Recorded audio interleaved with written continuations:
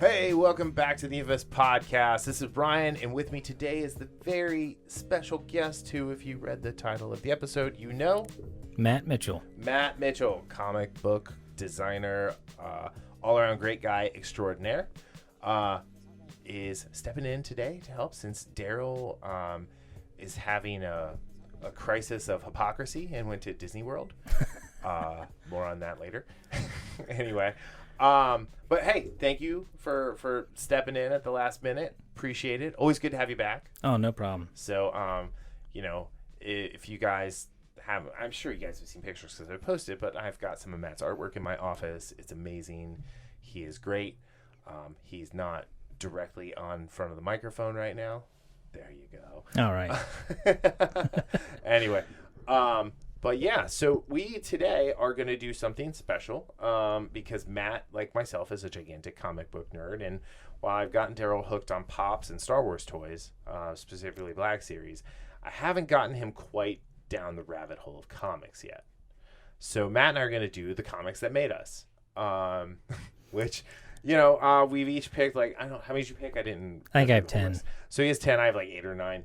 Of just comics that stuck with us growing up that kind of made us like the things that we like. Mine's kind of a nice little like winding road of how my tastes had changed over the years, which I thought was a really good way to do that. I don't know. But first, because since we're not going to do news bites or anything else today, we are going to talk about our favorite Gina Carano. You guys know Darryl loves Gina. I love Gina. Matt actually knows Gina, right? Yeah. Because Matt was at one point a world-class judo practitioner, which is amazing. It's hard to believe. So, you were like an Olympic judo level, and I was a green belt, and I felt good about myself. But you'd wipe the floor with me, so. Yeah, but I mean, I did it every day for 5 years. Oh, absolutely. Plus, you've got that lower center of gravity than I do. Much lower. Yeah. Well, not that much lower. But anyway, it's so you've met her, yep. through your martial arts practice and everything like that. So you definitely have like some insight into who she is and the kind of person she is. So I feel like we could talk about it. Yeah. But I'm just going to say we're not going to get into like who's political views or candidates or anything like that. Right. We're just going to talk about the just the whole thing about Gina and why she shouldn't have been canceled. Right. So I think a lot of people did a whole lot of clutching of pearls when it came to. So the thing she tweeted wasn't even like they're like, oh, she's mocking Jews and she's like, she's not. She was actually talking about there's something that happened in history, and it's starting to happen here, and it's not to the point where it's violent, although you can say it probably has been on both sides, and. But there's a gigantic divide, and she's become very divisive since she was a part of the Mandalorian cast, and I think it's one, she thinks she's funny. Yeah. Sometimes she is. Yeah, she is. Sometimes I always think it's funny, but not everybody has my sense of humor. But yeah, so I mean, what did you think of the news when you heard that she was fired? I was shocked. Well, first of all, I saw the article. I'm reading it, and the way they're describing her isn't her at all. Yeah. Nothing even close to the way, at least when I knew her, that she's ever been.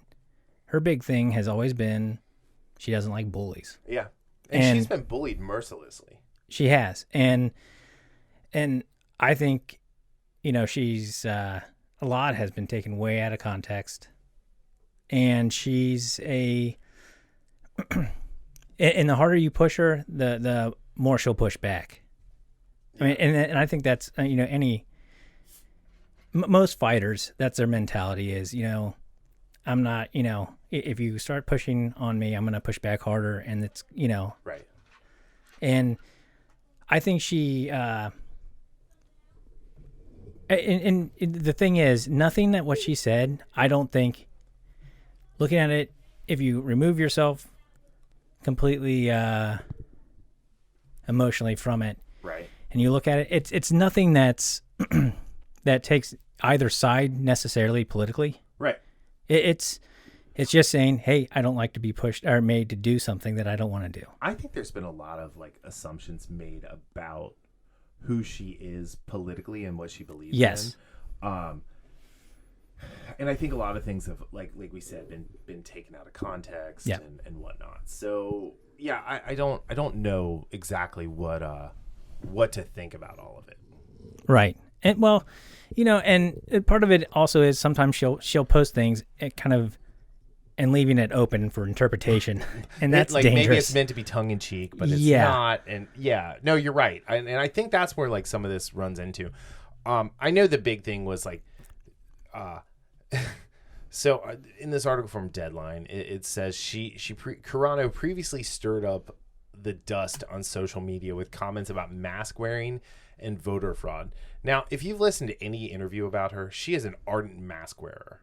Yeah. Like she talks about being a germaphobe. Right. And then it says here, in November, she made fun of those using preferred pronouns on social media by listing beep, bop, boop in her Twitter bio. Now, here's the thing. She did not make fun of people. People were coming after her. Why don't you have? Why don't you have? Why don't you have? Right. And you know what? So she said, fine. And she thought she was being funny. And she did beep, bop, boop. Yeah. Okay. Now, does that make her transphobic? Absolutely not. No. Does that like butt hurt some people? Yeah. Absolutely. I mean, yeah. But I don't know. I just think it's really weird. Now, I don't know how you feel about the Cara Dune character. I love Cara Dune. Oh, yeah. Like, she's actually my favorite character. Like, I've shown you, like, all my Cara Dune, like, figures and stuff, which, man, that's, like, better than Bitcoin right now. Yeah. Cara Dune figures. No kidding. Like, they were, like, blowing up on eBay today. Yeah. It's like, I have, like, 4 of those still in box. Never, ever, never. Yeah. But, well, and the thing is, she's one of those people that she is nice to everybody. At least from what I've seen from her.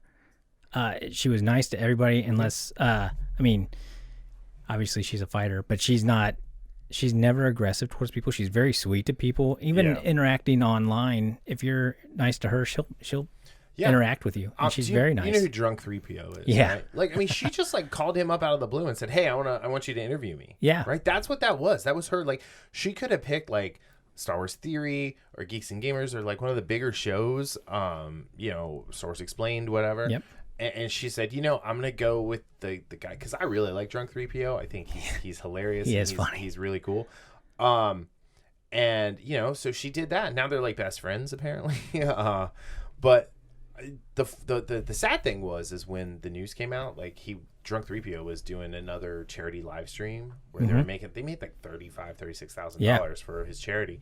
And the news broke and he wanted to stop like right away. And like everybody on the live stream was like, it turned into a great conversation about it.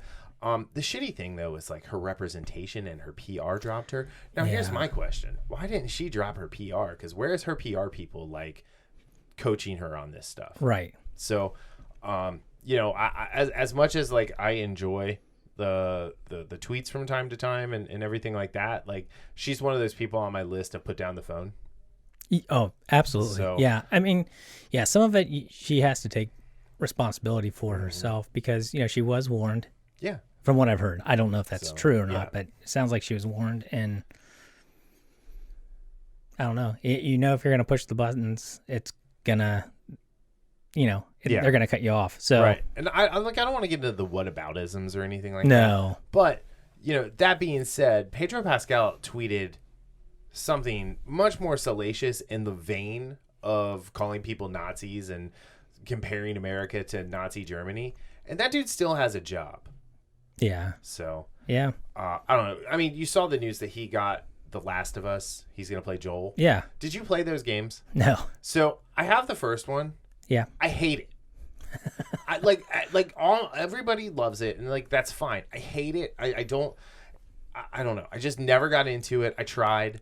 Like, I even got the remastered version for the PS4 when I got the PS4, and it's like, well, maybe it'll look better. I'll like it. No, I hate that game, and so I never got The Last of Us 2. So I know there was controversy around that, but that's not for me because I don't know. Right. But everyone's like, well, what does this mean for the Mandalorian? It's like, well, he just does the voice. Right. He's on set maybe like 10 days out of the entire shooting schedule. Right. You know, and that was probably up from the 3 days from the first season because he wanted to have his lumpy face shown more. God, it's like he was like not lumpy at all on Game of Thrones, and like it's like, do you have the mumps? Like, what is going on with your face, dude? You know, but you know, he got away with a ton of stuff, and I was joking around earlier. I was like, well, that's his male privilege right there. So, which I don't believe, but at the same time, I do think Disney has a really bad track record. Disney Lucasfilm has a really bad track record right now of having people who are really, really bad at social media. You've got Pablo Hidalgo. You've got the lady doing the High Republic. You've got Pedro. You know, you've got Jack Morrissey. Right. You know, the guy who's like put the maggot kids in a wood chipper. Yeah. You know, you've got Claudia Gray doing her thing. One of the new High Republic writers who was like, you know, if you don't like my politics, don't buy the book, or just telling people flat out, don't buy the book. Right. You know, right. It's like, you guys need to get this stuff in order.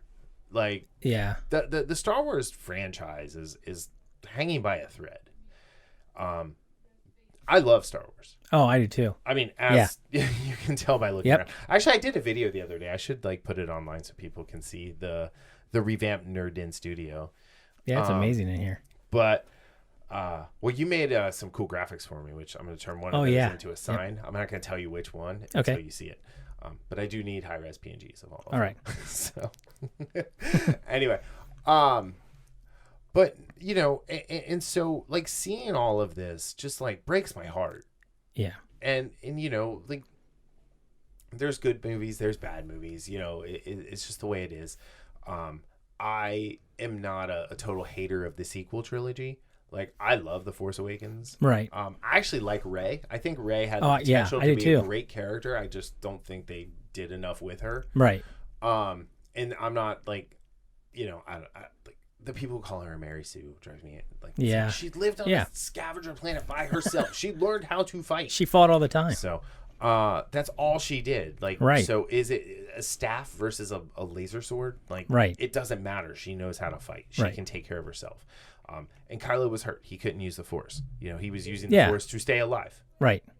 Right. He got shot with that bow. He took a bowcaster shot to the hip. Yeah. And stood there. Like, he no-sold it. Yeah. And those guys that Chewie shot before that went flying. Anyway. Yeah. But yeah. Anyway, so, I mean, the whole thing. So here's the thing. So she's dropped by her representation. She's kicked off of the show.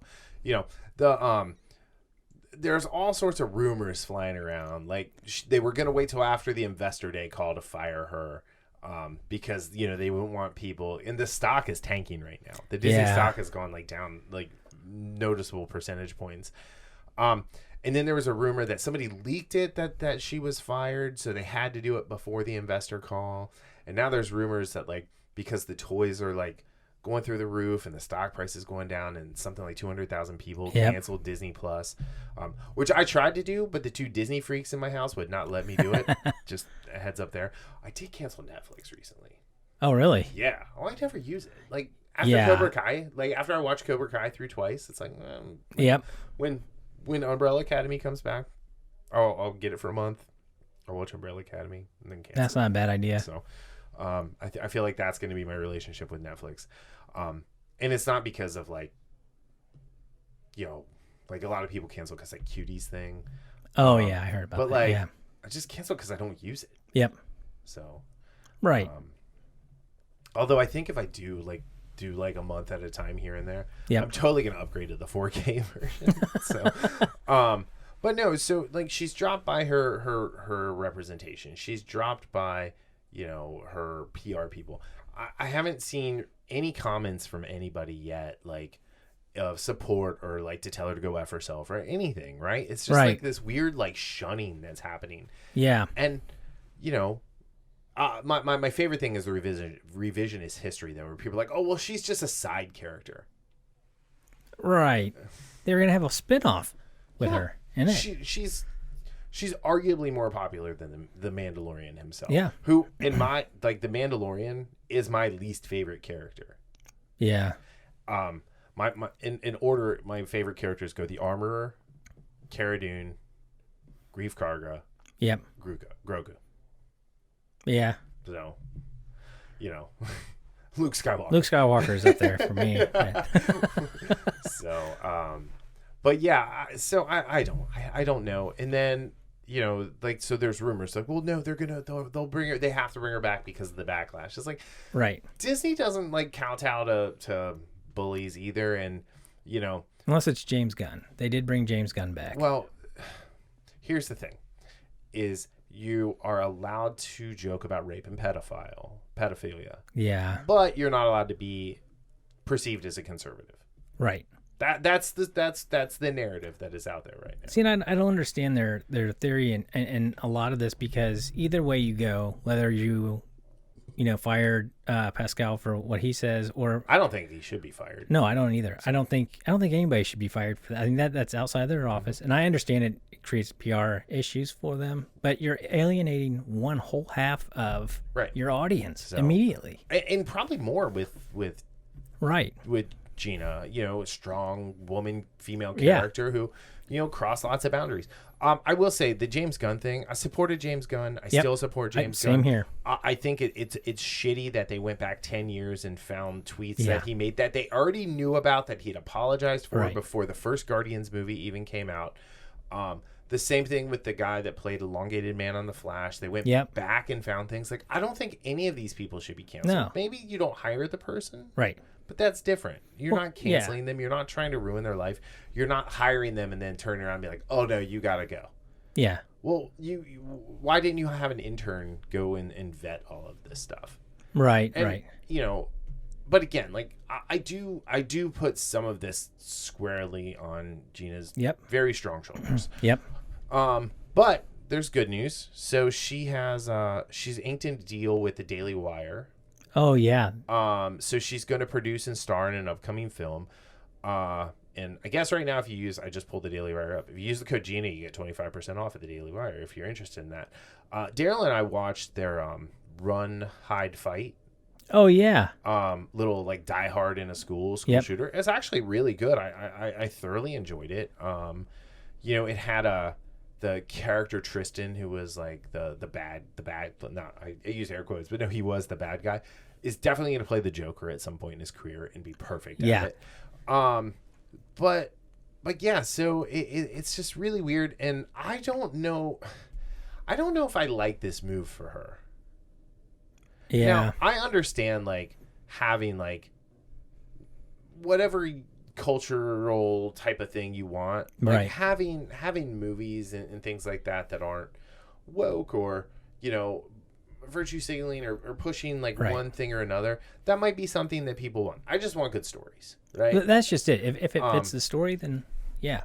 And so, like I said, so I don't know. What I do know is it's good that she found something quickly. I think I think it's good. I do think it's good that the Daily Wire is doing what they're doing. Yes. Because we have to have the ability for everybody to watch everything and see everything and understand points of view. Right. And to have conversation about that. And, right. Twitter is not the place for that. No. I got rid of Twitter. Yeah. Like, I mean, the accounts still exist, and I automate, like, the podcast tweets and stuff like that. But I haven't opened Twitter in weeks. Yeah, I'm not in there very often. I deleted it off my phone. I deleted it off the tablet. I just, And to be honest, I mean, let's face it, if it were, my political beliefs are so scattered on both sides. I like things about, everybody. So if I were going to judge my viewing based off of political beliefs, I wouldn't watch anything at all. Yeah, so like I feel like I always have to separate the art from the artist. Absolutely. Like The Expanse, right? Yep. Did you watch the end yet? No, not yet. Okay. So, well, Frank, however you say it, Yep. the one half of James S.A. Corey, I really kind of just dislike the things he was tweeting and stuff like that. So it's like, you know what? I'm not going to follow him. I'm going to enjoy his work for what it is. Yeah. And I've had people like, well, have you watched like Wes's podcast? I'm like, no, as much as I would love to watch Wes's podcast, Ty Frank is the co-host. Yep. And I'm not going to do it because I want to enjoy what he puts out. Right. It doesn't mean I have to support everything he does. Yeah, exactly. But, you know, and I think maybe the more people who think of it that way, like, but again, that's beside the point. Yep. So before you came in, I was like listening to and reading about the Cara Dune toys, though. Right. I have not heard about this yet. The Cara Dune toys are blowing up on eBay right now. Oh my gosh. So the carbonized Black Series one right there. Yeah. With the credit. Yep. It's going for like $200. Oh, no way. It's a $19 toy. It's like, damn, maybe I should sell one of them. The original Cara Dune Black Series back there is, you know, going for you know, like $150. The Vintage Series Carbonized is going for $50. That was a $12 toy. Yeah. You know, it's like, this is crazy. And then, you know, apparently Disney was surprised that people decided to cancel the service. Really? So I don't know. You know, I honestly did go in and look at canceling it, and if I canceled it, like I'd still have it for a whole year because I just paid my year subscription. Yeah. It's like, well, that doesn't do anything, you know. Like, what does that matter? Yeah, and part of me feels like, well, I would just be doing the exact same thing that, you know, you're upset with other people for doing. I mean, and here's the other thing too: is if I was gonna cancel it, like, and it ended. I was gonna wait until after WandaVision was over anyway. Right. Which did you watch WandaVision? Yes. Oh, it's so good. I love that show. Yeah, when Darryl gets back, we're gonna do a special episode. I didn't want to bore Matt with WandaVision this week. Oh, I love that show. But you're gonna come and do the season finale commentary with us, I think. Absolutely. I think that would be fun.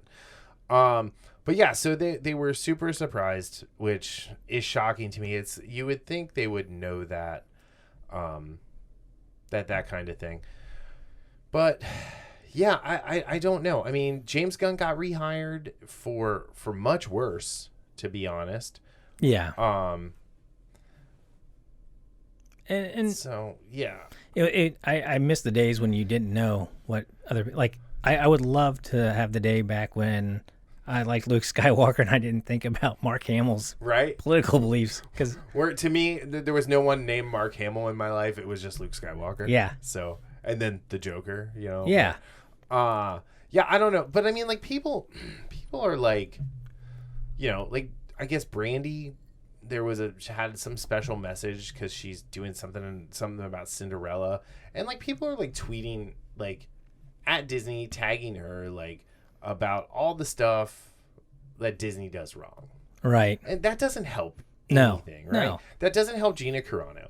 That doesn't help, you know, anything. Because guess what? Disney proved Gina Carano's point. Yeah. When they fired her.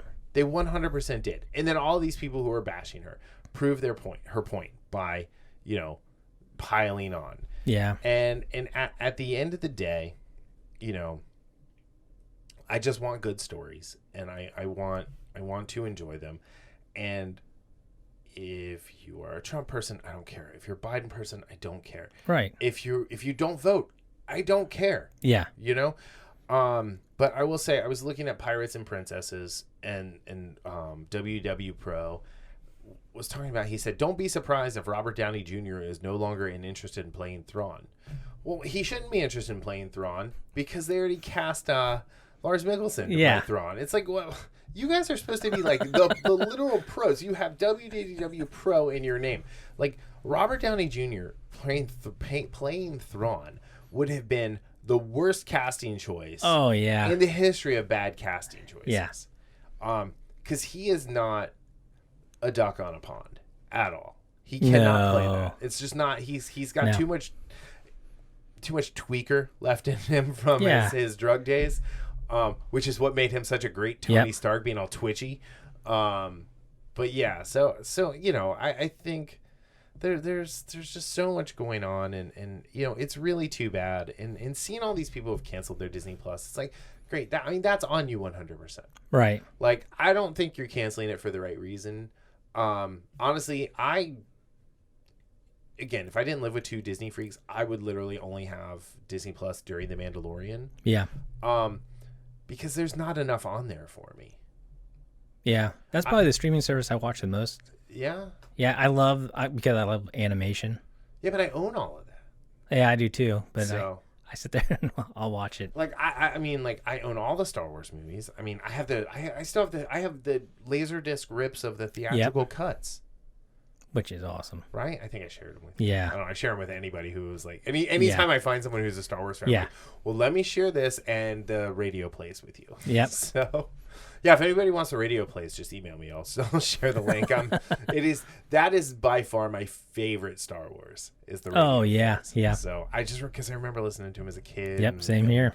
You know, all of that, and then like going back and watching the movies and being like, man, that would have been so much better if Biggs would have been in that scene. So yep. But so yeah, I think just kind of like, oh wow, almost right on. I said I wanted to talk about this for about a half hour.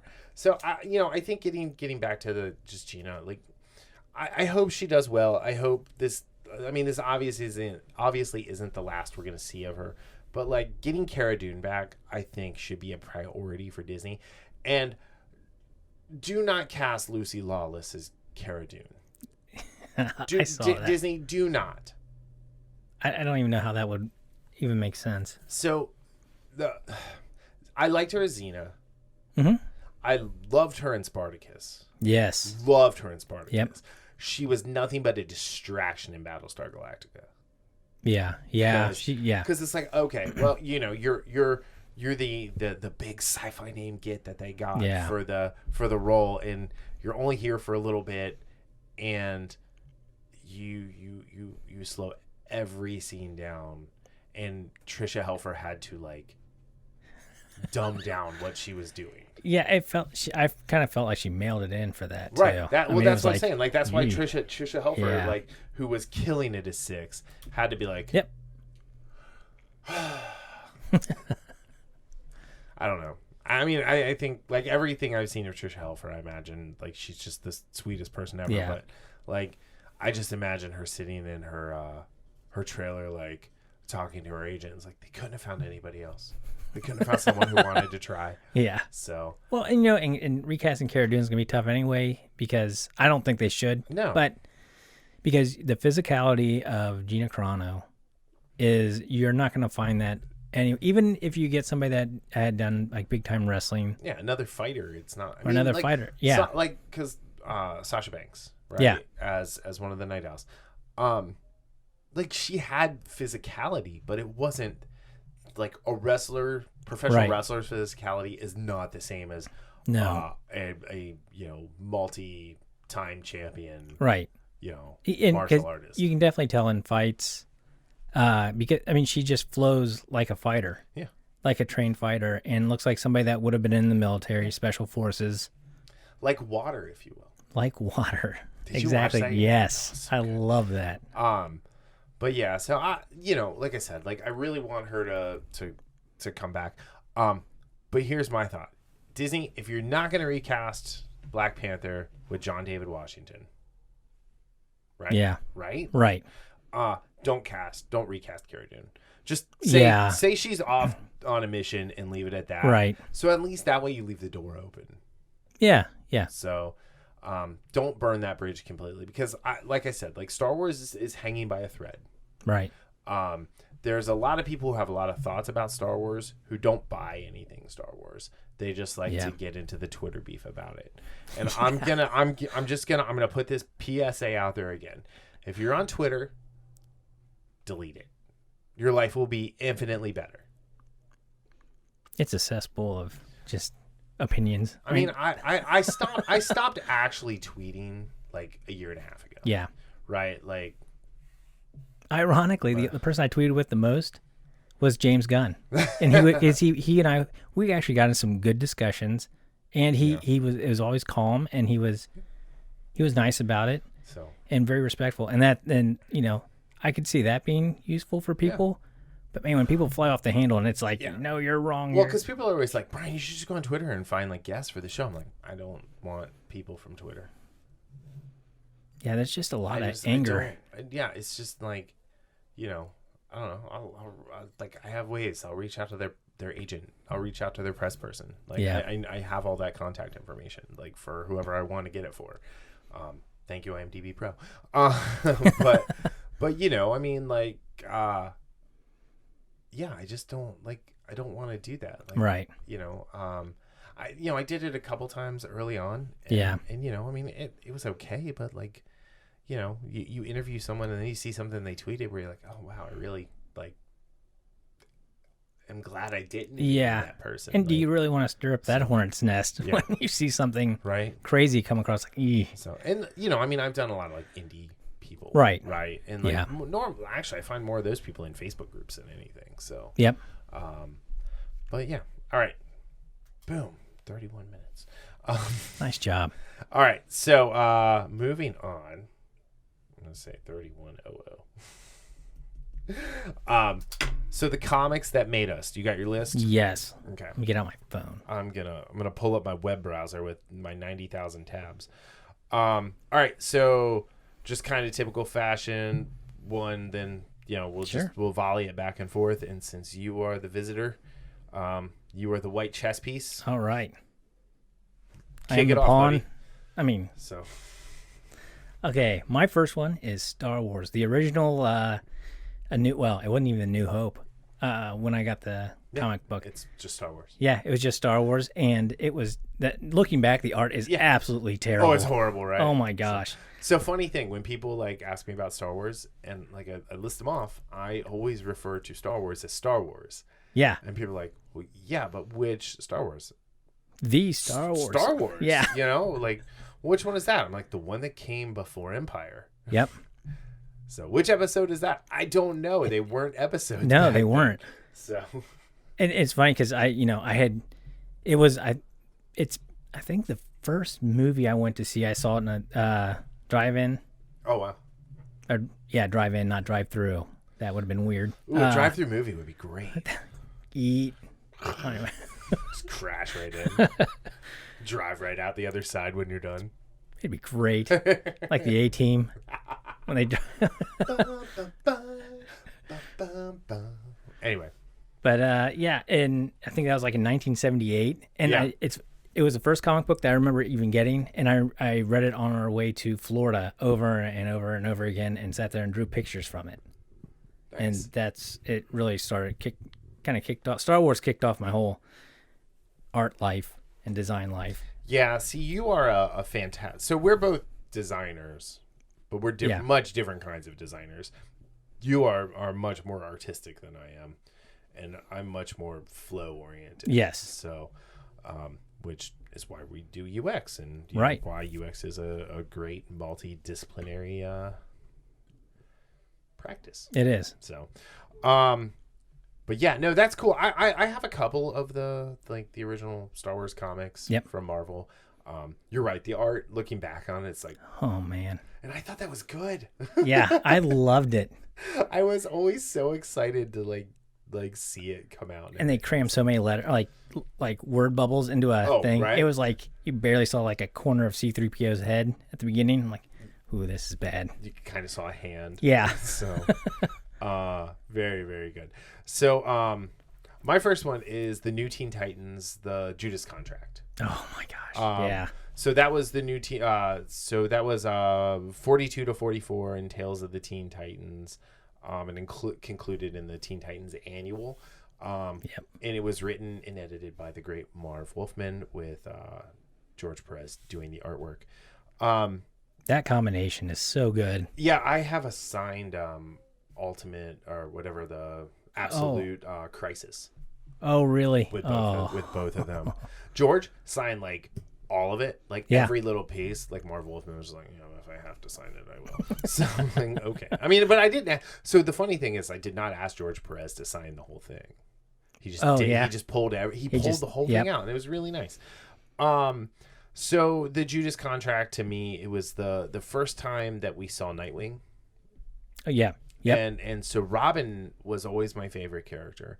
And part of the reason I liked Robin so much is because he did all the same stuff that Batman. Yeah. With his bat beanie or bat yarmulke. No, that Batman could do. But he wasn't, no pun intended, batshit crazy. And he has dark hair and blue eyes. And, like I could do flippy things and stuff back when I was a kid. And I was like, oh, hey, I like Robin. I can do some of that. Hey, I can kick. I do a round kick like that. So, I once vaulted over a bully. But, so it was it was just one of those things where in 1984 I was 7. It was one of like the first, it was like I was really into the Teen Titans. Oh yeah. They were the kids and the sidekicks, and Robin was their leader, so I was all about it. And then like he had quit. Yep. And he'd quit everything, and then he comes back and he saves the day, and he had the sweet Elvis, the flip up collar. Yeah. So I realized I just did that, and like I just like flipped the collar up. But like speaking of a non-visual medium, Matt and I are wearing the same shirt. Yeah. So he has a hoodie version and I have the t-shirt version, but it's a design he made, which you can get at Teespring. No, it's at TeePublic. TeePublic. Sorry. No, that's okay. I'm thinking about getting a Teespring. If you just look up, just keep TeePublic. I actually ordered like 6 more like different shirts from TeePublic. Oh, did you? Because I was like, they have some good shirts on there. What other Star Wars shirts are on here? Yep. I got a cool B-wing, a cool A-wing, a cool Y-wing. Yep. I got one of the Ahsoka Trooper shirts, and I forget what the 5th one was. But anywho, but yeah. So this was just one that really spoke to me, and it was 1984. I was of the age where I was really like starting to devour comics. Yep. And boom. And that was one of the smartest things DC did, was with Teen Titans. Well, if you remember, Teen Titans and X-Men were the 2 best-selling books. Yep. So. Yep. Teenage angst. Yeah. Lots of Comes teenage out angst. Crazy superheroes. Okay, my number 2 is Wolverine, which I know you absolutely love. 1 through 4. And just like you, I related to Wolverine. Small and hairy. Small and hairy. That's exactly. Actually, it was because he was so short. I'm like, this is cool. There's a short superhero. That's how I felt about Chris Jericho when he came out in wrestling. Oh yeah. It's like, wait, he's 6. Well, if he's 6 foot, I'll eat my hat. But like, he's 6 foot. I'm 6 foot. Like, I could have been a professional wrestler. See, and I had claws that came out of my hands. I mean, who doesn't? Right. But yeah, and it was written by Chris Claremont, and I think it was illustrated by Frank Miller. Yeah. And looking back, here's another one that this was before Frank Miller lost his mind and became homeless Frank Miller. I don't know what happened to him, but he used all of his creative juices up in RoboCop 2.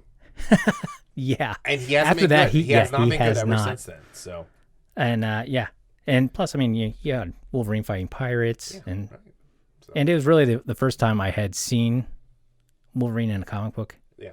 That I can remember, at least. And it was when I was old enough. Weren't those the days? Yeah. No kidding. Anyway.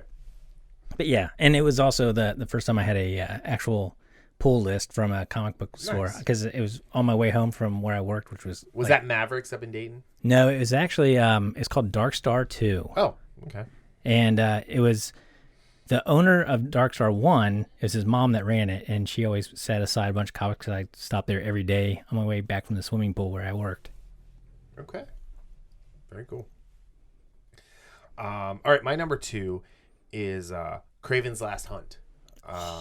From The Amazing Spider-Man. Good call. And Spectacular Spider-Man and Web of Spider-Man. It was J.M. DeMatteis, right? I think that's how you say it. And Mike Zack, who would not sign my badge at the expo a few years ago. Oh, really? Yeah, because it was whatever, the presenter's badge or whatever, because Queen City Comics got me the badge. Oh, yeah. He's like, oh no, I'm only signing it for fans. I'm like, what? It's like, I just do the dude's marketing. I don't like, like. So if you're a presenter, you're not a fan. Look at all of this stuff I have. Yeah. So. You present? No. Yeah. No, you can. Well, I was gonna buy this print from you, but you can put that back when you're in the pile now. Anyway. No, it was just. I mean, like, again, this was 87, so I'm 10. Yep. I was just about to turn 10 when it first started, and it was just like this whole new thing for Spider-Man. It was like dark and like kind of scary, and the one, I think it was at part 4 or 5 where he's in the grave, and it's like, what is gonna happen? And I remember, like, as I was like as it was coming to an end, it's like, I'm like, we have to go to the comic book store today. Yep. And it was, we were not close, and we were at Kroger. Okay. And Kroger had the issue. Yep. I was like, I don't have any money with me. Can you just buy it? Because like, I paid for like my allowance and stuff as how I bought comics, because they were only 75 cents. Yep. But I mean, it was just like, it was so cool, and like, Kraven is such an interesting villain, and obviously it's Peter Parker, and watching like a desperate Peter Parker. Yep. Like, I did not understand at the time what I was reading and why I loved it so much, but it was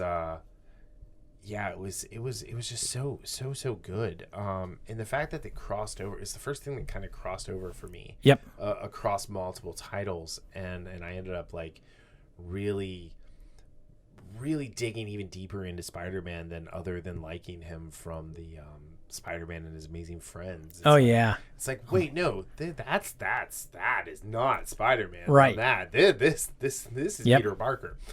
And like, it's funny because like, I always joke, it's like, I wanted to be like Peter Parker and Clark Kent, right? Oh yeah. That's why I take pictures, and I have a degree in journalism. Yep. Because it's like, that's who I liked. I mean, I love their alter egos.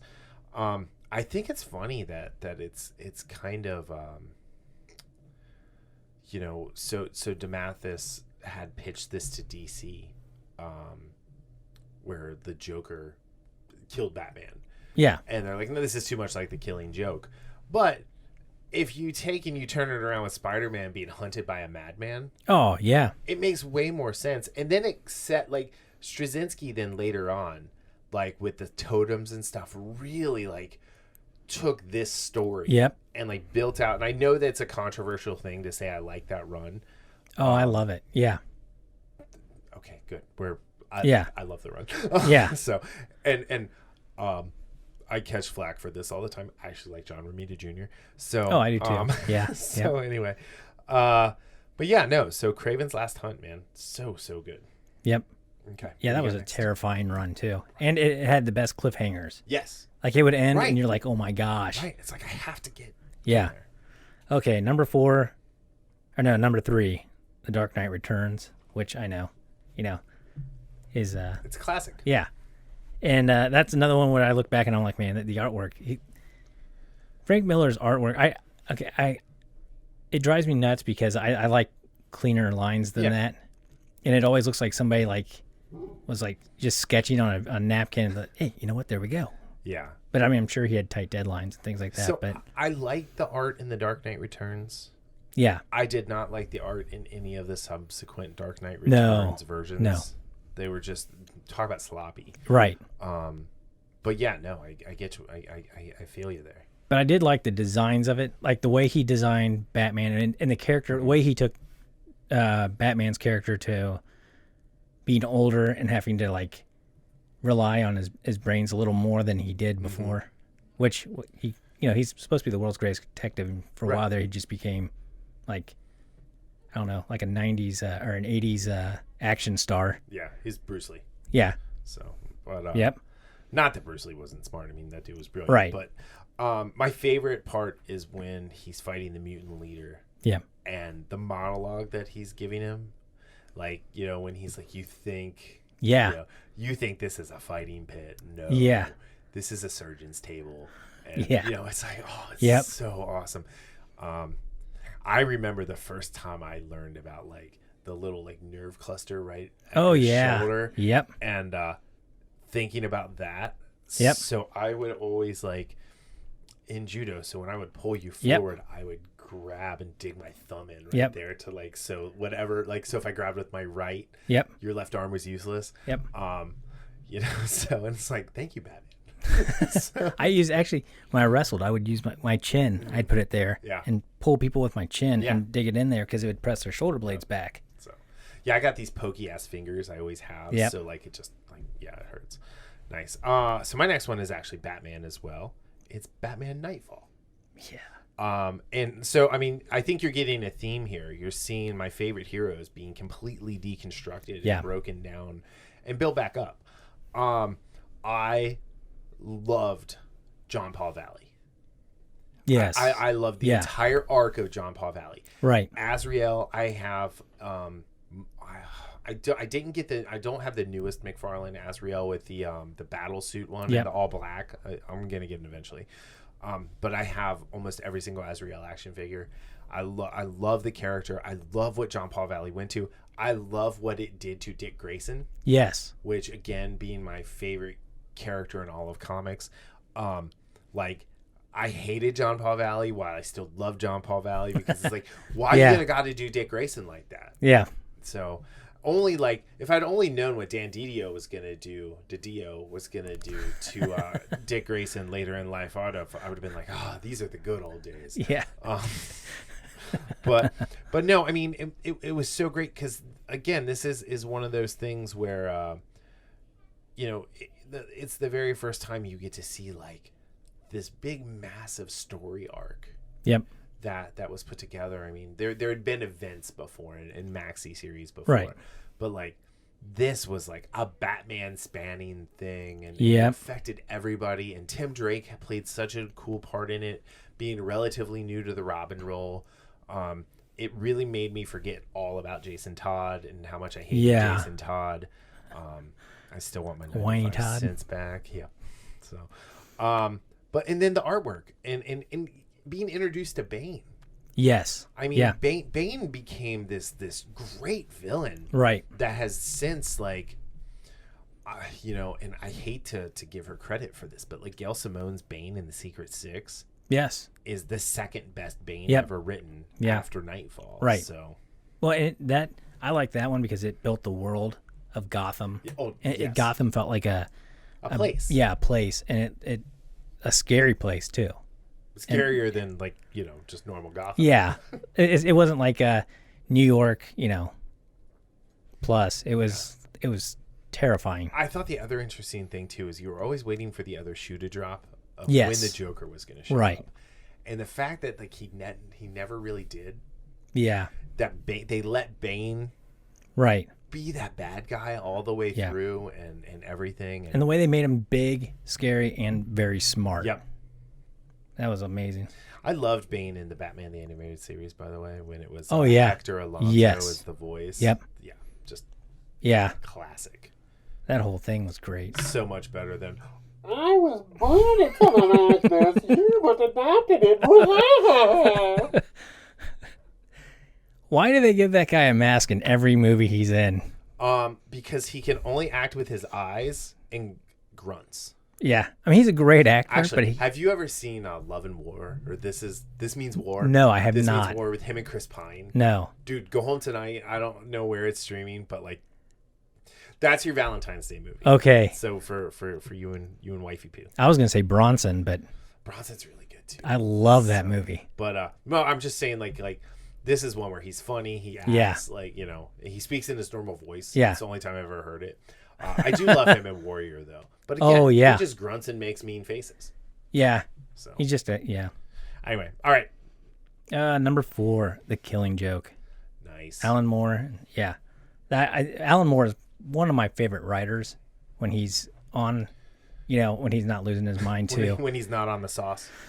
Man, yeah. I don't know what happens to these people, and maybe it'll happen to me one day too. I'll lose my mind and not be able to write. I tell you what it is. They're geniuses. They're genius creators, and they put so much into what they do, and they feel like they have to top it. Oh yeah, I could see that. I guess, you know, I think that's part of it. And so they're like, well, what big crazy thing that can we do? And then it just turns into like what Avengers Endgame was, just a giant spot fest. Yeah. Yeah. Like, the story suffers because they're like, what crazy thing yeah. can I do? See, I think I'll be safe then because I'm not much of a genius. So I'll just write okay stuff. Anyway. Okay. And then, yeah, The Killing Joke, I loved it because you had the Joker was terrifying. And when the way he and the point of it is pretty interesting. When you know, one bad day could pretty much rip anybody apart and turn him into him. Which, the best part is they never told us his name. No. And we don't even know if that's really true. Right. That's the beauty of it. And yeah, and that was the other thing I loved. And the artwork was just fantastic. The color in it was so good. And that was really that and one that's coming up later on, I think, in my list. I don't know if I have it in there. Yeah, I do. It was when they were starting to get, nice paper for comics and the printing was really, higher quality. Yeah, you got those nice black lines. Yeah. So the stroke around them. Yeah. I loved how too with Batman that was where we started getting those like shoulder horns, in the cape. Yeah. Was really cool, and I thought the way they drew the Joker was great.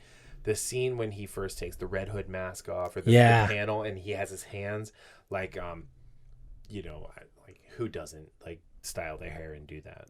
Exactly. I mean, I may or may not have done it this morning. So I hear you. All right. So my next one is the trade Green Lantern: A New Dawn. It was Ron Mars and Darryl Banks, and it was the introduction of Kyle Rayner. What? Oh yeah, you're right. And Kyle Rayner is my favorite Green Lantern. Yep. So I like to what is it? Just based on their traits, that's like so Hal is the Republican Green Lantern. Yeah. Guy is the angry Green Lantern. Yeah. John is the soldier Green Lantern. Mm-hmm. And the black Green Lantern, but that's neither here nor there. And then Kyle is the artist. Yep. And then like when you put the four of those guys together, they're this amazing team. But like we wouldn't learn that for years and years.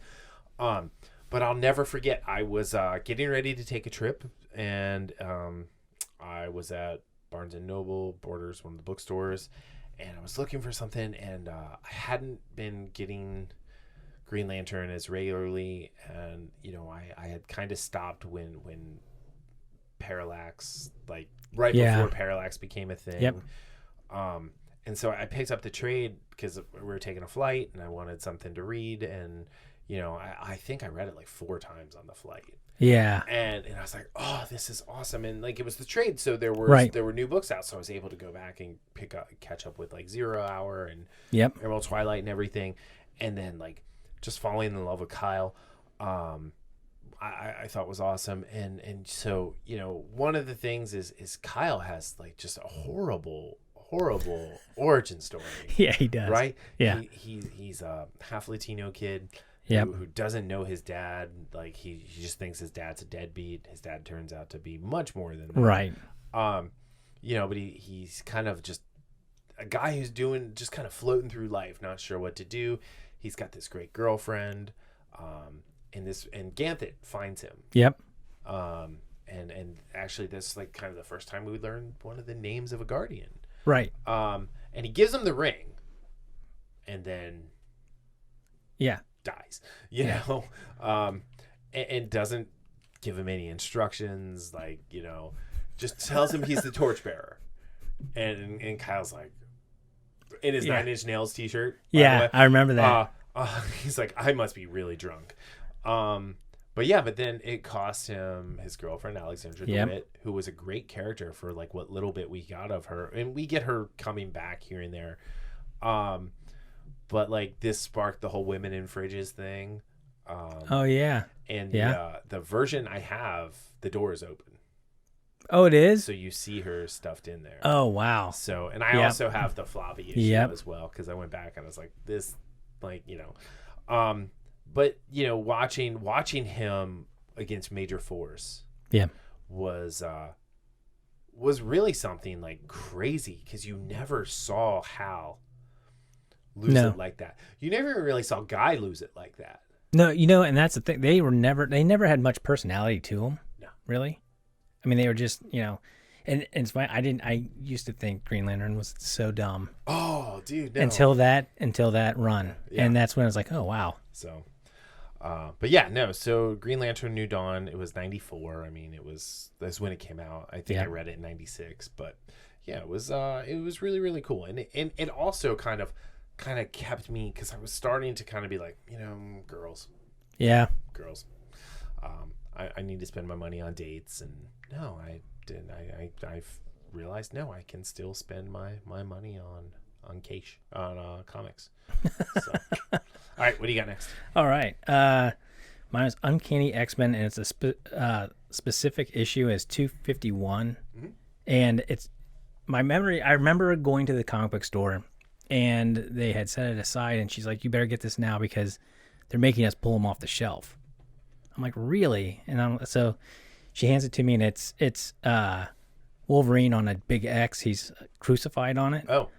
And the whole thing is the whole issue is him hallucinating. Oh, the fever dream. Yeah. And I absolutely loved that for some reason. And I loved the artwork and the way they drew it. To me, it was a fascinating story. That was the first time I noticed, I really like the story even more than I like the art. Yeah. And that just blew my mind that they could fit all that into one issue. Yeah. So if I remember, that one always kind of reminded me of some of the New Mutant stuff that had come before that with the early days. But yeah, no, that's cool. That's a good one. So I don't think, did I put any individual issues? I don't think I did. As Mark Silvestri's art, so. Oh yeah. He's still amazing. Great. He's still great. Oh, he's amazing. So, yeah, it was written by I did not Claremont. put a single issue. Oh, really? No. All right. So are you good? Yep. Okay. So my next one is Rising Stars from 1999 to 2005. J. Michael Straczynski's Top Cow. Oh yeah. So actually, I just gave it to the kid to read. Oh really? Yeah. So because she's been just piling through. And so, but yeah, no. This was Joe's comics in print by Top Cow. So this was Straczynski doing his own thing. It is not a series without its issues. No pun intended. I did not mean to say nice. That. It goes out with quite the whimper. Yeah. But I will say the first two trade paperbacks are some of the best storytelling in comics, in my opinion. It's about the specials. They're 113 kids. I love that. I love the world with no superheroes that suddenly gets superheroes and to see how they react. I love Poet. Oh yeah. Poet was I love that Poet was the focal character too, because they very easily could have gone with Matthew Bright or with Raven Shadow as the main characters. This is the one where they have Flag, who later becomes Patriot. Yeah. The one that you perceive as the best, and I feel like he was the prototype for Homelander. Yes. So you're exactly right. Homelander is just Jason taken to 11, and then losing all of the positive things that his dad instilled in him. Yeah. Homelander is Jason Miller, Patriot from Rising Stars, without his dad. Yeah. Yeah. Plain and simple. The whole Critical Mass storyline, the way they get into dual personalities, and the fact that the way these kids felt about themselves growing up is how their powers developed and everything. There's no throwaway lines. Everything means something, and it circles back. Yes. So it's really brilliant writing. Yeah. It's very I never watched Babylon 5. I don't think I have either. So apparently it's on Amazon now. So, but I just loved it. It's so great. I've read it, probably 40 times. Oh, that's cool. I might have to check that out. And, I haven't read that in a long time. So this one was after, so in college, I stopped collecting. Okay. Because beer. And see, I didn't drink till I was 30. And so this was one of the first like books that I came back to, like that I hunted down and like, you know, to have the whole collection. And so I have all the floppies, I have all the trades, I have it digitally. Oh, wow. You know, it's like one of those. For the longest time, whenever I flew, I just would bring all 3 trades in my backpack. And that's what I brought on the plane every time I flew. Partly because of superstition and just partly because I really love reading it. So anyway, what do you got next? Next I have Spawn, the first one, like the beginnings of the series when Todd first started it. Because that was the first time really color popped on a page. Yes. And he's like, oh my gosh, this is amazing. When you see, that's when I realized, okay, if somebody does their own artwork and their own writing and they're passionate about it, it can take it to another level. You were like, if Todd McFarlane can do it, so can I. If that dork, no, I'm just kidding. I like Todd McFarlane. So, you know, I do too, obviously. Yeah. With all the McFarlane. I love it watching interviews with him. Oh, he's great. And, you know, yeah. He's a fan. Yes. Right? And my favorite thing about Todd McFarlane is the stand he took about Spidey. Yes. He which is also ironic because I'm not going to draw Spider-Man killing. Yeah. I'm going to make the bloodiest comic that ever existed. Yeah. So he's going to tear people apart. Yeah. So, but they are not going to die. Right? Right. But yeah, no, I get it there. Yeah.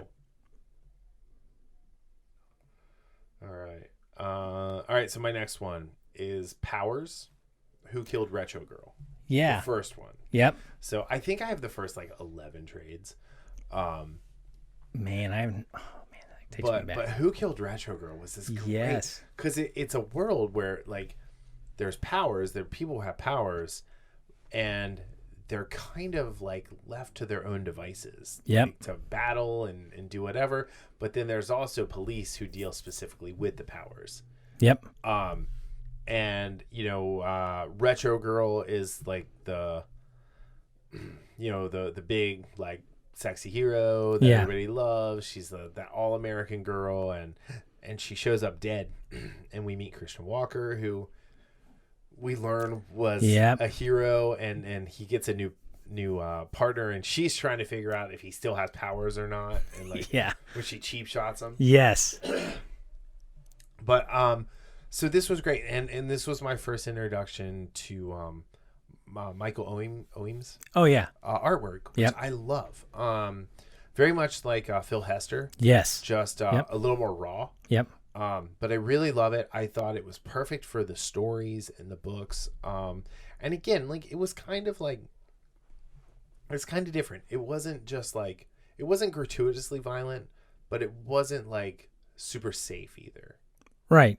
And you know, it was like in contrast to Nightfall, like we were never going to see like blood and guts. Like Bane was never going to rip Batman's leg off. Right. Whereas here, you know, you've got the guy, he tries to teleport away, and she grabs him and is left holding his hand, and you know. Yeah. So. Well, yeah, and there's things like that you think, oh my gosh, I never even thought about that happening. Right. That's terrifying. Yep. So and so like kind of like Rising Stars, like this one was done getting me back in. So like I didn't get it when it first came out, but you know, I got the trade and everything. So yeah. All right. My next one is Hush. Batman Hush. Oh, it's a perfect book. Yeah, it really perfect. Is. That is my favorite Batman. The art, the story, the mystery, the way, I mean, it is, and I just read it last year. Nice. For the first time? Yeah. Oh, wow. Because I was trying to stay away from, you know, any big stories because, you know, I was writing and I didn't want to, you know, in any way feel like I was ripping anybody off. And that was so good. Oh my gosh. And yeah, the whole twist of it was good. The just and I wish I would have read it when it first came out, when I got it and get it like book by book, so that you could wait for it, because I love that anticipation. Yeah, that was one I got in trades as well. Yep. And Jim Lee's art. I love Jim Lee's art. I think that is the best art Jim Lee's ever drawn. Yes. So. Yep. Plus, we got all the cool like figures. Yes. Off of those. Yep. Off of that art. Very cool. And it brought back the mechanic. What was his name? Oh. I always call him Norman, but I know that's no. Oh man, now you got that in my head, and I can't think of anything else.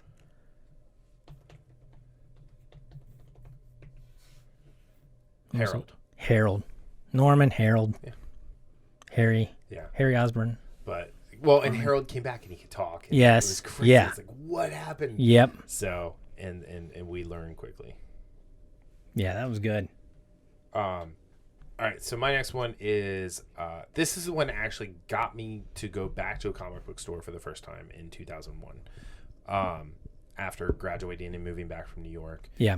Because I had a comic book store in New York, but it was a pain in the ass because it was on the 4th floor of a building and you had to be buzzed in. Like, it was like I got referred to it. It was by invitation. Like, it wasn't like Midtown or anything. It was like, so. You sure it was a comic book store? It was. And it secret was password. fine, but yeah. So, anyway, it was interesting, and I think it was more of like a private collection that the guy sold because I was able to buy like back issues and things like that. Anyway, so I'd moved back to Cincinnati. I'd only been back for a few months, and Kevin Smith was announced he was going to start writing Green Arrow. Oh yeah. And so Green Arrow Quiver, the first 10 issues,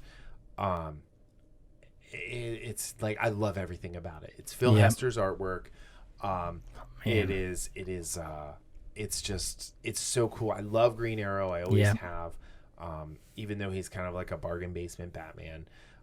They bring Oliver back from the dead. Yeah. And he's like prior to Longbow Hunters. Yep. So he's still this really idealistic-ish. Yep. Talking about the corporate fat cats. Yep. There's a scene where it's Arrow and Batman, and he talks about the Arrow plane or car or something. Yep. And Batman looks at him and he goes, "Good God, man, have you ever had an original idea?" And it's like it's the most Kevin Smith line ever written, and it was perfect. But the whole like mystery of it and finding Ollie's soul and all of that, it was just a really cool story. Yeah. We got Roy back. Yep. Which we hadn't seen Arsenal for a minute in the books. We met Mia, who later became Speedy, and or the second Speedy. And yeah, it was just really, really, really good watching Arrow come back and interact with his past. Oh yeah, yep. And there was an issue with Etrigan. So never going to complain about seeing the demon Etrigan. Right. So yeah, that was some of the best Arrow that there is. Oh, yeah. Because outside of that, Arrow was another one of those. It's like, he's kind of a useless character. So, well, it was really nice too how that version of him tied into the White Lantern story. That on too, which was great. Yep. But I love the idea of the husk, and the soul, and then he had a villain named Onomatopoeia. Yeah. Which was great because I think he shot Roy in the head, if I remember correctly. Yeah. And when he shoots him, he just goes bang. Yeah. As he shoots the gun. Yeah. It was great. Anyway, because if you don't know, that's what an onomatopoeia is. Yep. It's like if I hit my hand, I say slap. Whap. Whap. Or if I punch Matt in the face, I say biff. Bang. Pow. Awesome. Anyway, not that I ever punched Matt in the face because he'd destroy me. Anywho. All right, what do you got next? Samurai, the Heart of the Prophet. I don't know this one. This is, I don't even remember where I got it. It's a pretty thick book, and I almost brought it because it's so crazy. Yeah. It takes a lot of like the samurai stories and kind of melds them together. Like okay. There's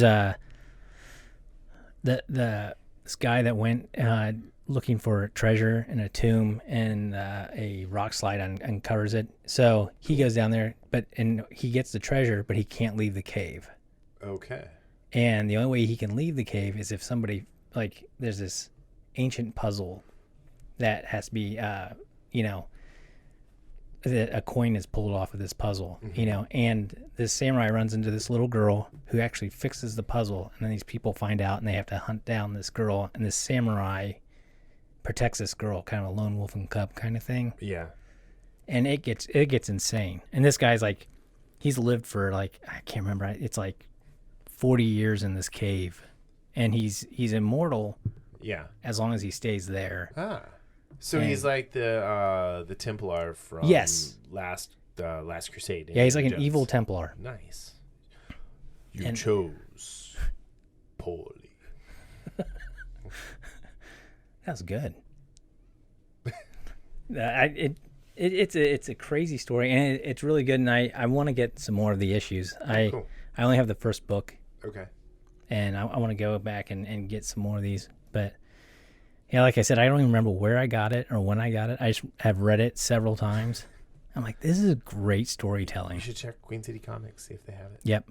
So cool. That's awesome, man. I love finding about like new books like that like are new to me at least. Oh yeah, I have a bunch of them that even that I haven't even read yet that are just strange books I'd never seen, but I'm like, yeah, I want to check it out. So I'll buy it and then I'll put it up, and I haven't read it yet. Yeah, very cool. All right, my next one is no surprise to anybody, Nightwing. Oh yeah, but the entirety of Chuck Dixon's run, so from '96 to like 05 or whatever it was. I mean, that brought us through like all the Bloodhaven stuff, the Last Laugh. That's terrifying, right? No Man's Land, Cataclysm, all that stuff. So I mean, like Chuck Dixon's run no one ever understood Nightwing and Tim Drake like Chuck Dixon. Right. And actually no one ever understood Batman like Chuck Dixon because they had the issue, I think it might have been in Nightwing like 100 or something like that, where him and Bruce actually fought. Yeah. And, Nightwing got the better of him. Yeah. Of course, it was his own book. So, right. He better. But, we got the Robin Year One out of that. Later on, we got Nightwing Year One. Yep.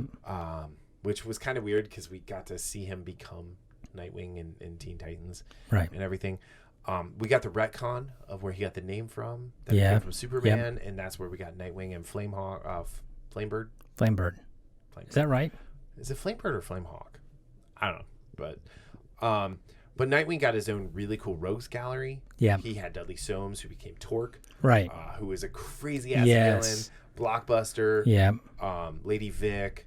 Stallion, then the whole thing with Tarantula, and like they actually even after like Chuck left the book and some other people came on, like they did some really interesting things with that version of Nightwing. Like they did him getting raped by Tarantula, right? And it was like the girl rape. It was really like, and I'm not making light of it at all. It was just it was crazy, strange. There was the part where the JLA disappeared, and he became the leader of the JLA for a while because like they went away, and Batman was like, "Yeah, no, we got this guy. Right. I know a guy who can. He's got plenty of experience. He led a team of heroes for years and years and years. So, but yeah, and just like the way the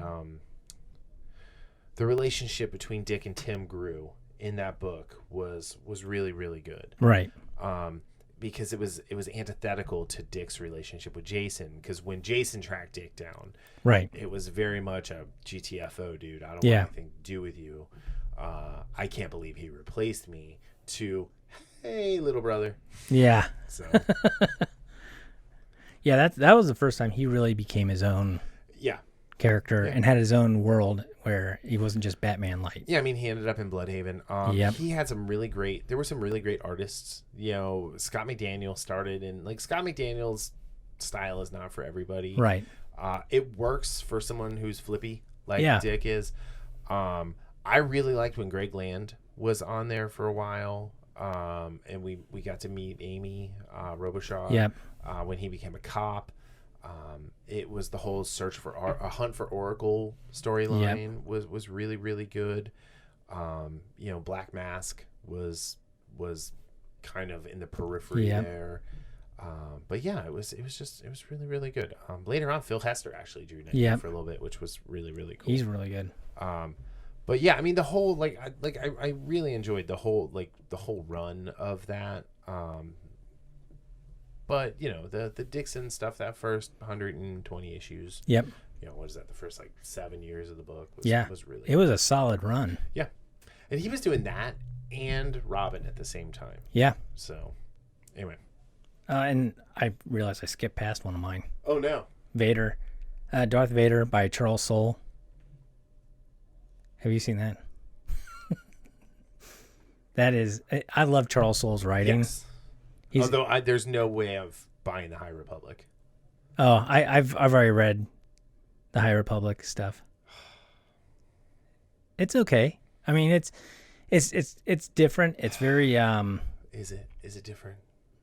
It's very different. It's not just retconny bullshit. Some of it is, because that's all, like, everything I've read about it just seems like retconny bullshit. It's some of it's kind of fluffy. I don't know how to put it. I had it on my wish list. Yeah. On Audible. I almost pre-ordered it. I think the characters are great. Yeah. It's what they do with them that I'm not real like the villains, that Nile. The trees? The trees trees. are better than I thought they'd be. That's a little weird to me. The Borg trees? The Borg trees. Yeah. The Sith trees. And but there had been Sith for like 10,000 years. Right. But they were those trees.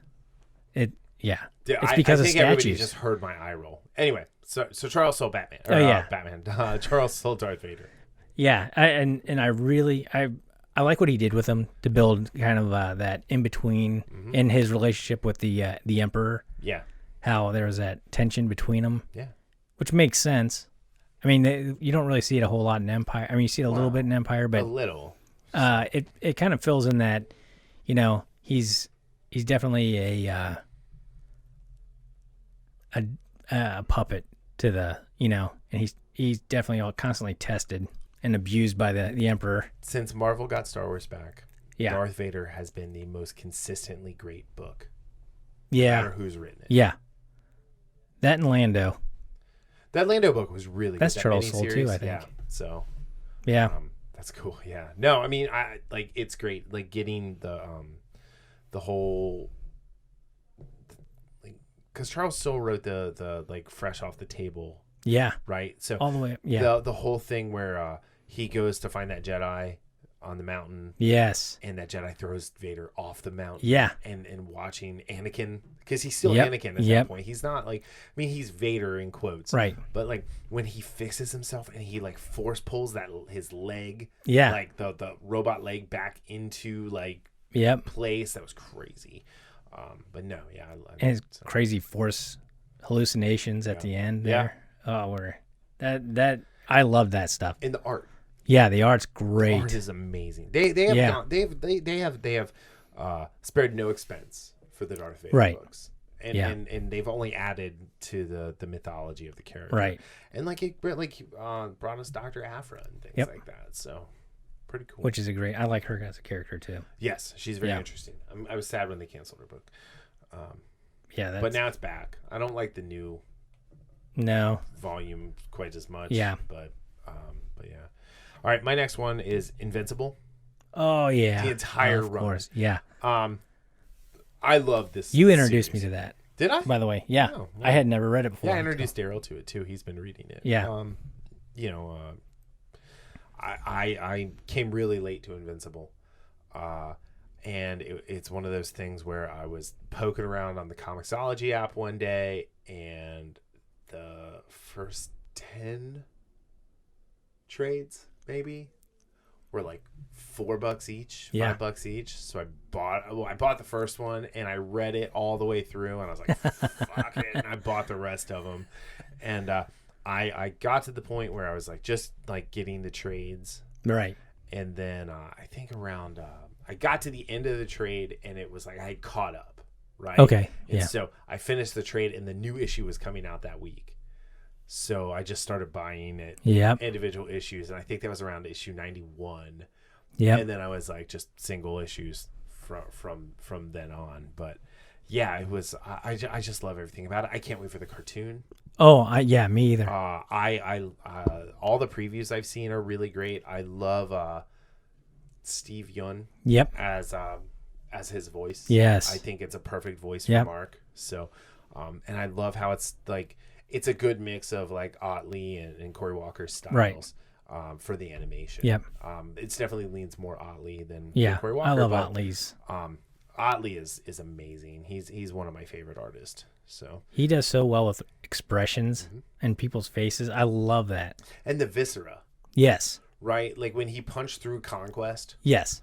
that was great. And then the 4-frame panel of him headbutting Conquest to death. Yep.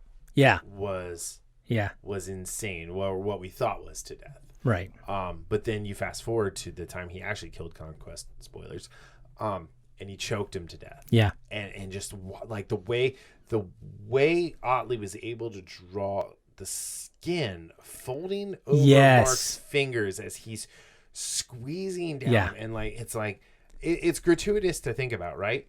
But it is so awesome. So everything about that is probably and it's the most consistent I've ever seen any comic book. I like lots of people like to say Walking Dead is a great comic. Walking Dead was fine. It had its peaks and valleys. Yeah. What's his name? Kirkman, yeah. The fact that he's not known specifically for infamous for Invincible, is a true shame. Oh, I agree. Yeah, because I think Walking Dead, it becomes the same story over and over again. He did his best with it, but and when it ended, it had to end. And I liked the way it ended. I thought it ended great. So, and he did a lot more than I thought he could ever do with that storyline. And I like how they just ended it. Yes. Too. They're like, by the way, this next week is the last one. Next month is the last one. So, see you guys later. What's next? Okay, I think this is my last one. Yeah, G.I. Joe, a real American hero. So the current? No, the old. The original. That was around the time when of course you had all the toys and everything, and I absolutely loved those comic books. That was probably the first comic book I collected every single one, no matter what. And then they had their special missions, special forces stuff, and I loved the idea of that, and it was very inspiring to what I work on today. Yeah, and it actually that makes a lot of sense now after looking at some of the stuff you did. Yeah, and there was one that was just a dogfight through the whole issue. And I'm like, this is brilliant. I remember being a little kid, and my parents owned the Tinderbox at the Dayton Mall. So I was there all day. So I'd go to Walden's Books. Nice. And just sitting there and read the comics on the floor. And they were so nice. They never said anything. Well, they knew who you were because your parents. So, and that one, I remember I bought that and I just read it over and over and over again. So it's funny that you talk about how that affects your drawing style. Because one of the Nerd In Studio things he did when he redid my face. Yeah. Angel says, that doesn't look like you. It looks like G.I. Joe. So. Yeah. I thought it looked like me. You got all my wrinkles and crow's feet, and I feel really old after looking at it, but thanks. I didn't mean that at all. I know, I'm kidding. But yeah, I was a huge fan of those. Yeah. Yeah, I'm not a huge G.I. Joe fan. Yeah. I never really have been. I mean, it's okay. The movies are terrible, but the live action movies, yes. The movie with Serpentor, I always really liked. I love the animated series. And the cartoon I watched mainly because it's you can watch TV for a half hour after school. Yeah. And that's just what happened to be on until Batman the animated series came about. But yeah, all right. So my last one is Vader Down. Oh, yeah. And so that was written by Jason Aaron and Kieran Gillian. And it was Mike Deodato and Salvador LaRocca as the artist. This is my favorite Star Wars comic storyline of maybe ever. Yeah, and I've been collecting Star Wars comics for quite a while. What sold me, because I was like, really, Vader down, he's sent on a wild goose chase to find Luke, and he flies into this system where there are 10 squadrons of X-wings just doing maneuvers, just out there practicing, keeping sharp.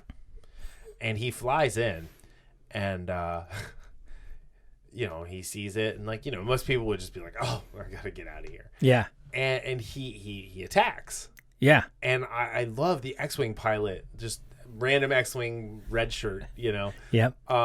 who is this guy? Why is he attacking us? Is he suicidal? And you get to see, I always refer to him as Anakin in these moments, right? Yes. You see Anakin flying the TIE, the TIE prototype, whatever. Yeah. What is the name for this TIE fighter? It's just totally flew out of my head. No pun intended. Yeah. Anyway, he's flying the TIE, but like he's not holding the control. Right. He's flying it with the Force. Right. And at the same time, like as laser bolts and missiles are flying at them, he's redirecting those with the Force. Right. And then he does the little Annie spin from episode 1, which he does like again in episode 3, and like these just rebels are like completely caught off guard, and it takes Luke. Yeah, because Luke is like, oh shoot, this is that guy. Yeah, it's a guy that. This is the guy. He killed Ben. Yep. And because this is all happening right after the Death Star blew up, and Luke just rams him. Yeah. With his X-wing, and they both crash on the planet, and it was like, it's amazing because then you have Vader trying to hunt down Luke on the planet, right? And just through a sea of rebels, right? And you get Afra. And you get BT and 000. Yep. And it is just the best story, and I love it so much. It looks great. This is one where I have all of those issues like, digitally. Yeah. But I still bought the trade paperback, same I here. don't have to go back and forth between or I guess let me rephrase that. I bought the trade, not the trade paperback. I bought the collection, so I could just read it all at once instead of having to flip back and forth between Vader Down and Star Wars. So and Nicolas Cage is in there. Oh yeah, that I'm reading it. I'm looking at what that Nicolas Cage is a rebel in this. Yeah, well, but and seeing Afra meet Han Solo. Yep. Like it's like you guys are like the same person. Exactly. So, yep. But so that's my last one, dude. Thank you so much. This has hey, been a no blast. problem. This is great. I love sitting around talking about comic books. Yep, same especially here. Like old comic books that I love, and and I do think like all of these like kind of affect how I look at storytelling and like how I want to be story told too. Right. And just kind of I don't know. I just feel like I've always gravitated to some of these characters and things like that. And right. Like Kyle Rayner is to me like a very special character, even though I grew up with Hal Jordan with Super Friends and stuff. And before Kyle came along, I was always kind of a Guy Gardner fan. Yep. And because the whole multiverse thing, like he was the one who got the ring the first time, and then I always liked John. I really liked how they used John in that series too, where he was like psychosomatic paralyzed. Yeah, and the ring was keeping him paralyzed. Yes, it was really interesting. But yeah. Anyway, no, thank you for joining. Thank you for problem. Talking about Gina. Why don't you tell everybody where they can find your stuff? You can find it at _Mattastic on Instagram, and Rebel Studio Art on Instagram. Cool. You guys should definitely check it out. Well, how's the book coming, by the way? Good. Because last time you came in, you had just deleted the whole thing. Yeah, the whole thing got wiped out, and so now I am through rewrites of the first main, book. And I've started on the second one, and I've started art on the first one. Cool. I'm about halfway through, and I'm also working on another project for. My brain just.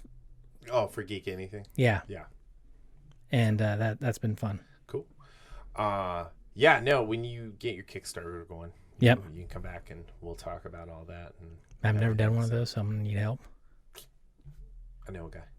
Good. So, but yeah, and then we can start on my comic idea. Absolutely. So, that I need you to draw. Only you can draw it. So, I'll do it. Anyway, and then we'll make like Keanu Reeves money and sell 600,000 copies. All right. So, did you see that? Yes. So, but like I know everybody hates Ethan Van Sciver, but like his last one made like over like 1 million copies. Yeah, he's good at it. Yeah. So, you know, like honestly, like DC's getting rid of comics.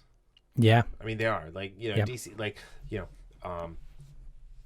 hey, if someone who's a really great storyteller could license the Flash and Nightwing Yep. and some of those guys and write really cool stories, not only will I buy your stuff, but like I'll actually get back on Twitter and help promote it.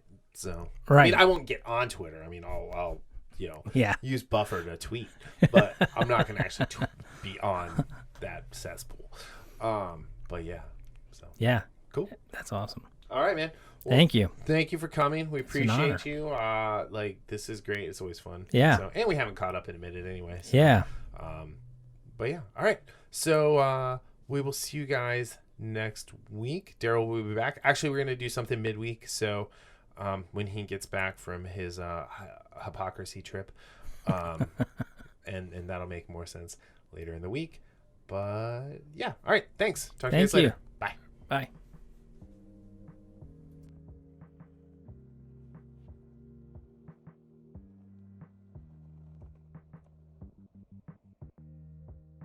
The Infamous Podcast is recorded in Kings Mills, Ohio, just north of Cincinnati. You can find new episodes every Sunday on Apple Podcast, YouTube, Spotify, Google Podcast, our website, or anywhere podcasts are downloaded. This show is hosted by Darryl Jasper and me, Brian Tudor.